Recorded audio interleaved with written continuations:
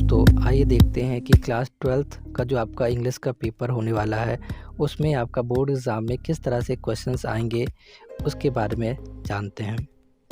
आपका जो पेपर होगा दोस्तों, वो आपका 3 घंटे 15 मिनट का होगा और 100 मार्क्स का आपका पेपर होगा दोस्तों। जो 15 मिनट आपके मिलेंगे, वो आपको यहाँ पर क्वेश्चन पेपर को बहुत अच्छी तरह से पढ़ने के लिए मिलेंगे। यहाँ पर कुछ इंस्ट्रक्शंस लिखे गए हैं दोस्तों, इसे पढ़ना बहुत ज़रूरी है। यहाँ पर लिखा हुआ है कि जो क्वेश्चन पेपर है वो आपका 4 सेक्शंस में डिवाइड है, यानी A, B, C and section D. यहाँ पर जितने भी क्वेश्चंस हैं दोस्तों सेक्शंस के, सभी सेक्शंस के क्वेश्चन आपको करने हैं और उसमें अगर अथवा है तो अथवा में किसी एक को करना होगा आपको। आगे लिखा है दोस्तों कि जो भी मार्क्स होगा सभी क्वेश्चन के उसके सामने लिखा होगा और आपको क्वेश्चन पेपर बहुत ही ध्यान से पढ़ना है। आंसर देने से पहले बहुत ध्यान से जब आप पढ़ेंगे तो आप क्वेश्चन को समझ पाएंगे और उसका आंसर सही से दे पाएंगे। यहाँ पर जो आपका पहला क्वेश्चन दोस्तों, सेक्शन ए में जो क्वेश्चंस आएंगे वो आपके रीडिंग से आएंगे दोस्तों। यहाँ पर देखिए रीडिंग से, इसमें आपको क्या होगा कि एक पैसेज दिया होगा आपको और उस पैसेज को आप बहुत ध्यानपूर्वक अगर पढ़ ले जाते हैं, अगर समझ लेते हैं इस पैसेज को, तो उसके नीचे कुछ क्वेश्चंस दिए होंगे दोस्तों। जो क्वेश्चंस होंगे वो क्वेश्चंस इसी पैसेज से ही लिए गए होंगे, यानी जो क्वेश्चंस हैं उनके आंसर आपको इस पैसेज में मिल जाएंगे। यहाँ पर देखिए दोस्तों, ए, बी, सी, ये 3-3 मार्क्स के हैं आपके और नीचे और भी हैं डी एंड ई। यहाँ पर ई में आपको फर्स्ट, सेकंड, थर्ड इस तरह से क्वेश्चन मिले हैं, ये भी 3 मार्क्स के हैं, मतलब एक एक करके। तो इस तरह से दोस्तों इन सभी के जो आंसर्स हैं आपको इस पैसेज में मिलेंगे दोस्तों। ये जो पैसेज है इसमें आपको इन सभी के आंसर मिलेंगे। तो आप जब इसको समझ लेंगे अच्छे से तभी उसका आंसर अच्छे से नीचे दे पाएंगे। आगे जो क्वेश्चंस आएंगे दोस्तों, यहाँ पर दोस्तों जो सेक्शन बी है वो आपका राइटिंग का होगा। राइटिंग में दोस्तों आप देखिए यहाँ पर आपको एक आर्टिकल लिखने को मिलेगा और उसमें आपको 3 टॉपिक दिए गए होंगे और इन 3 टॉपिक में से आपको किसी एक टॉपिक पर आर्टिकल लिखना होगा और जो आपको आर्टिकल लिखना है वो 100 से 50 वर्ड्स में होना चाहिए।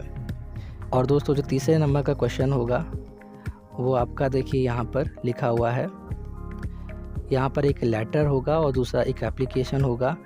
तो आपको क्या करना है कि इन दोनों में से कोई एक करना होगा क्योंकि यहाँ पर और लिखा हुआ है।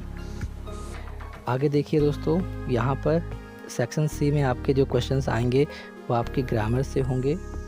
यहाँ पर देखिए, यहाँ पर लिखा हुआ है कि choose the correct option to answer the following questions, यानी आपको 5 क्वेश्चन नीचे दिए गए होंगे और उन सभी के ऑप्शंस होंगे, 4 ऑप्शंस होंगे, उनमें से एक ऑप्शन सही होगा और उस ऑप्शन को आपको चूज़ करके लिखना है।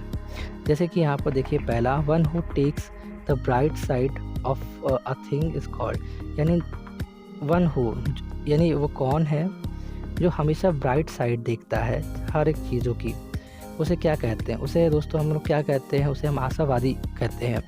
यानी यहाँ पर ये थर्ड वाला सही हो जाएगा, ऑप्टिमिस्ट यानी आशावादी। तो इसी तरह से आपको 4 ऑप्शंस दिए होंगे क्वेश्चन के, उनमें से एक सही होगा और उसको आपको चूज़ करके लिखना है।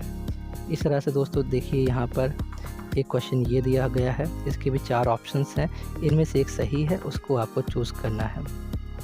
आगे भी इसी तरह से क्वेश्चन देखिए, यहाँ पर सी वाले में भी दिया गया है दोस्तों और डी वाले में भी, सबके 4 ऑप्शंस हैं एंड उनमें से एक सही है, वो आपको लिखना है। इसी तरह से ये ई दोस्तों। आगे जो आपका 5th नंबर का क्वेश्चंस होगा दोस्तों, उसमें आपको देखिए यहाँ पर लिखा है कि चेंज करना है जो भी उसके सामने लिखा हुआ है सेंटेंस के, और एक करना है इनमें से। यहाँ पर देखिए 2 दिए गए हैं और यहाँ पर क्या चेंज करना, इनटू इनडायरेक्ट स्पीच, यानी ये सारे डायरेक्ट स्पीच में दिए गए सेंटेंस हैं और इनमें से एक इनडायरेक्ट स्पीच में आपको लिखना है। तो जैसे कि ये वाला लिखा है, इसको इनडायरेक्ट में आपको बदलना होगा या फिर ये वाला आप करेंगे इनडायरेक्ट स्पीच में, इसको इनडायरेक्ट में लिखेंगे, इसको ये डायरेक्ट में लिखा हुआ है।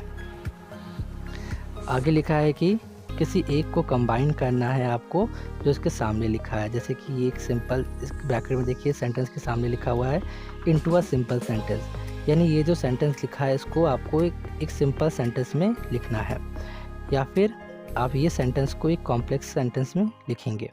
तो इनमें से कोई एक लिखना है, एनी वन। आगे देखिए दोस्तों,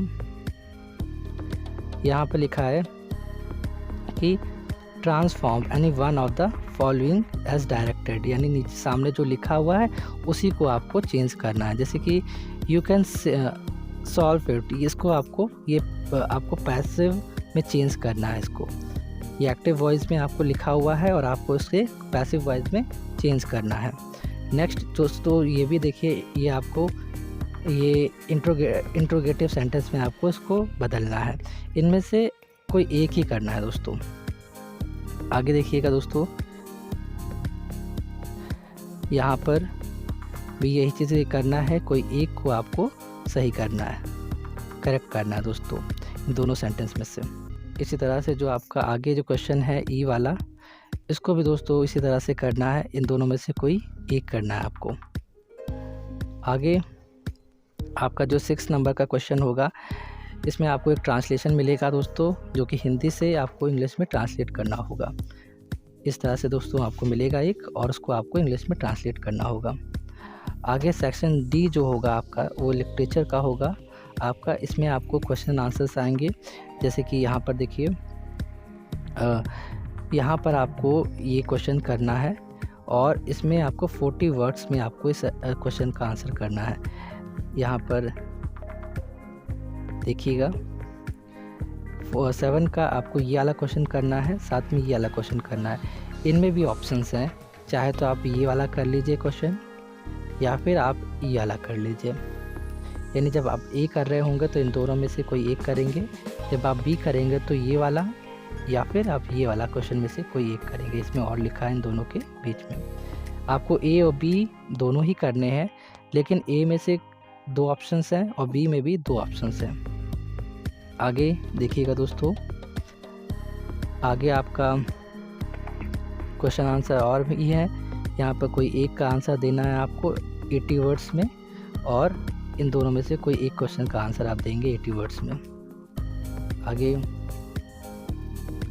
यहाँ पर एक स्टैंजा दिया होगा दोस्तों आपको, जिसका आपको बहुत ही ध्यानपूर्वक आपको पढ़ना होगा, तब जाके आप इसके क्वेश्चन आंसर को दे पाएंगे, मतलब क्वेश्चन के आंसर लिख पाएंगे। जैसे कि एक स्टैंजा दिया है यहाँ पर, उसके नीचे क्वेश्चंस यहाँ पर दिए जा रहे हैं, जैसे कि ए, बी एंड सी। तो ये क्वेश्चन जो हैं आप तभी इसका आंसर लिख पाएंगे जब आपको ये स्टैंजा अच्छे से आता होगा। स्टैंजा की हिंदी, उसका डीप मीनिंग है, क्या है, कवि क्या कहना चाह रहे हैं या कवित्री क्या कहना चाह रही है इसमें, वो आपको डीप अगर जाके पता होगा तब आप इसका आंसर दे पाएंगे यहाँ पर। आगे आपका 10th में आएगा एक सेंट्रल आइडिया दोस्तों लिखने का। आपको ऐसे दिए गए होंगे 3 ऑप्शंस और इनमें से कोई एक आपको लिखना होगा। जैसे कि यहाँ पर देखिए, ये my mother at 66 keeping quite aunt सैनिफर्स टाइगर, ये सारे आपको ऐसे मिले होंगे और इनमें से कोई एक का आप सेंट्रल आइडिया लिखेंगे।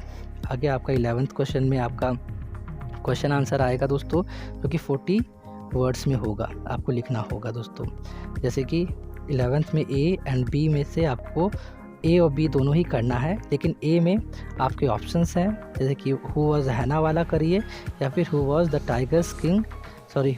Tiger king and how was he named so, ये वाला करिए या फिर ऊपर वाला करिए। अब बी वाले में या फिर ये वाला करिए आप, व्हाट डिड साम राइट, या फिर ये वाला कर लीजिए हाउ डिड द ऑथर वाला दोस्तों आप कर लीजिए। आगे जो 12th में आपका लिखा होगा 12वें नंबर पे क्वेश्चन, उसमें भी देखिए दोस्तों एक करना है और ये आपका 80 वर्ड्स का होगा। आप आंसर जो लिखेंगे वो 80 वर्ड्स में लिखेंगे और यहाँ पर आपको कोई एक इन दोनों में से करना होगा।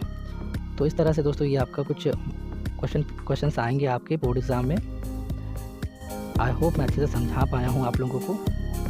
दोस्तों मैं मिलता हूँ आपसे नेक्स्ट वीडियो में, तब तक के लिए अपना ख्याल रखिएगा।